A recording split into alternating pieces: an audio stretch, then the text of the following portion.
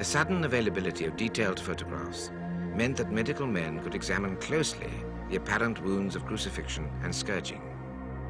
One of the first to do so was Yves Delage, a member of the French Academy, who was astounded at the anatomical perfection of the image, far superior to anything produced in the Middle Ages. Not surprisingly, Rome has been the center of one of the most detailed medical studies. Here, Monsignor Giulio Ricci, who now teaches the study of the shroud, has spent 30 years investigating every tiny mark in an attempt to positively identify the man on the shroud as Jesus Christ.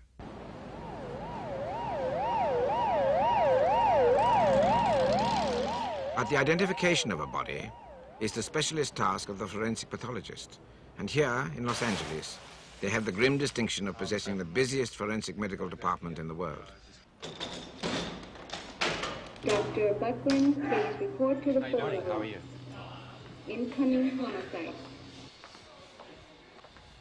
Dr. Robert Bucklin, forensic pathologist at Los Angeles for many years, is probably one of the most experienced investigators in this field. To a person experienced in the examination of injuries, this is a particularly interesting case.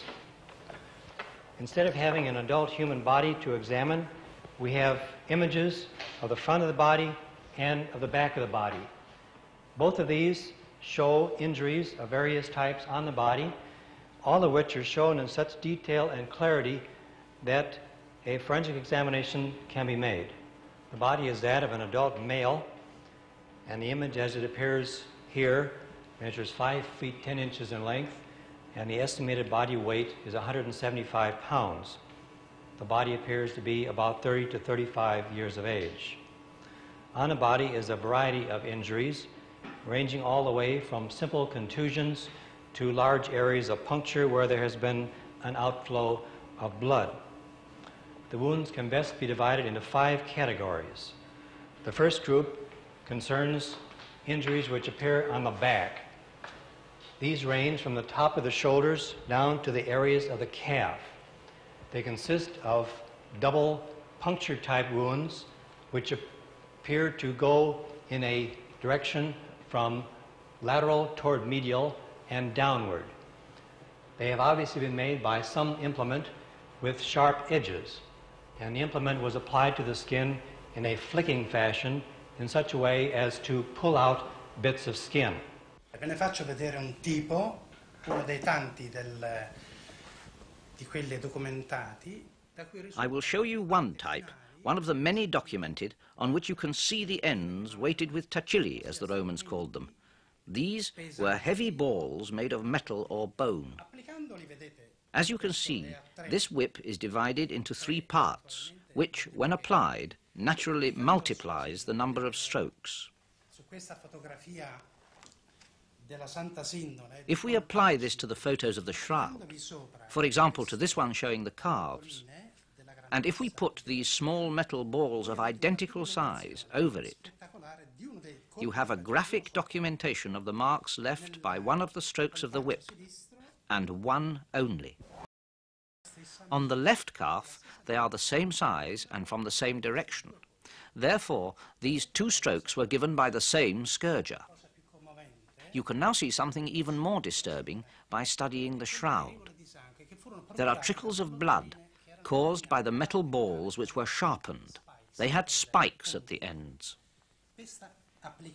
Applied to the life-size photograph, the proportions and measurements are identical. Complete examination of the Holy Shroud gives us 2 scourges, because the directions converge, one from the right and one from the left, and the number of strokes is excessive, more than 120. Also present on the back image are 2 areas of abrasion located over the shoulder blades. These are caused by a heavy object resting across the back.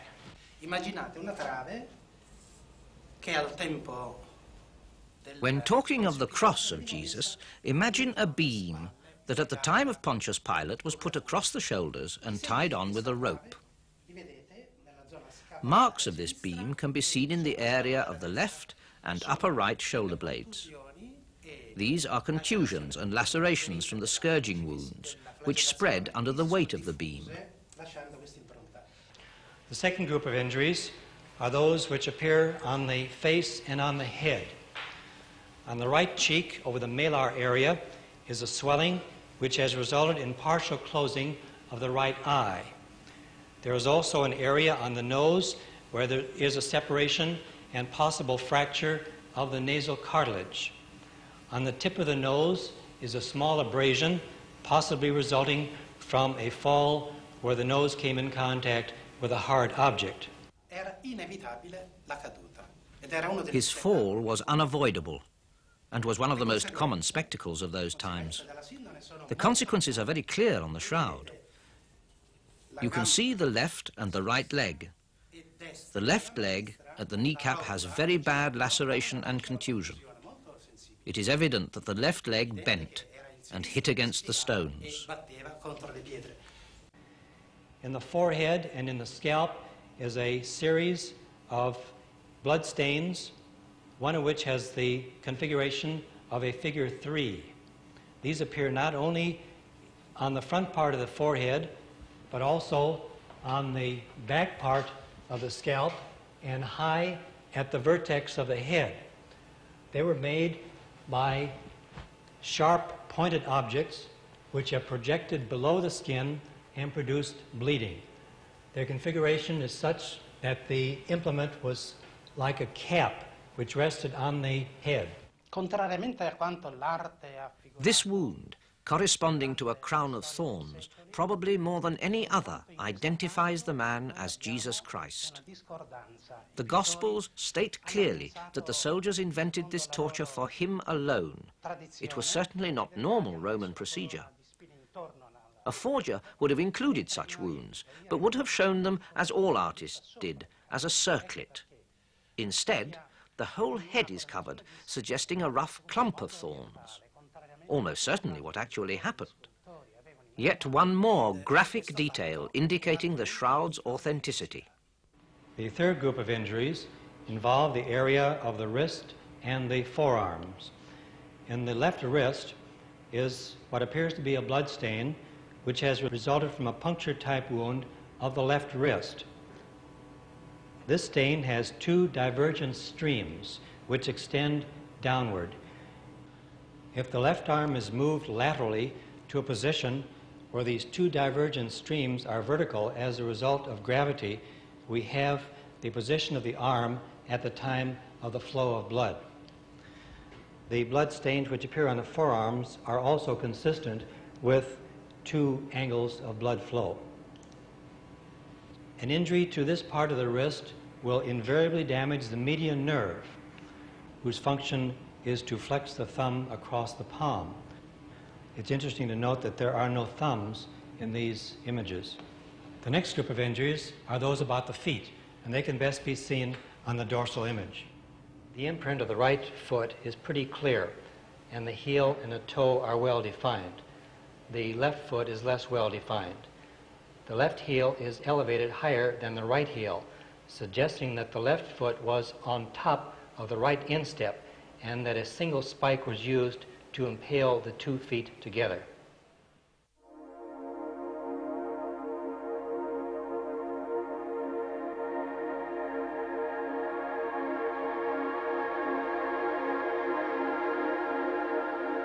Crucifixion took many different forms, each carefully designed to provide a slow, lingering death.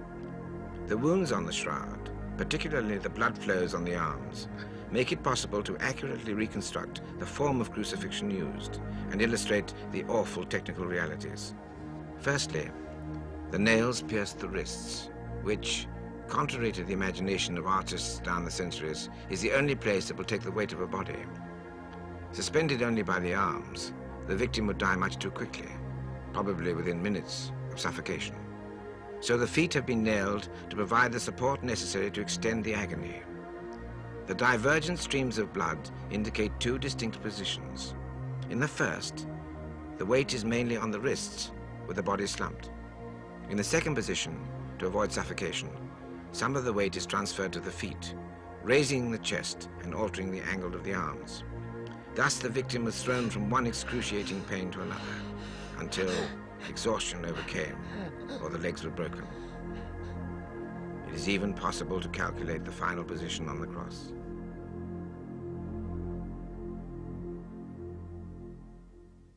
The last of the injuries is an apparent wound to the side.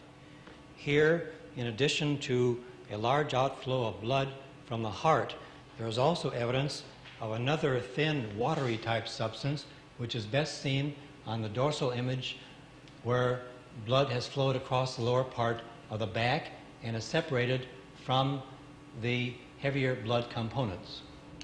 The markings on this image are so clear and so medically accurate that the pathological facts which they reflect concerning the suffering and death of the man depicted here are, in my opinion, beyond dispute.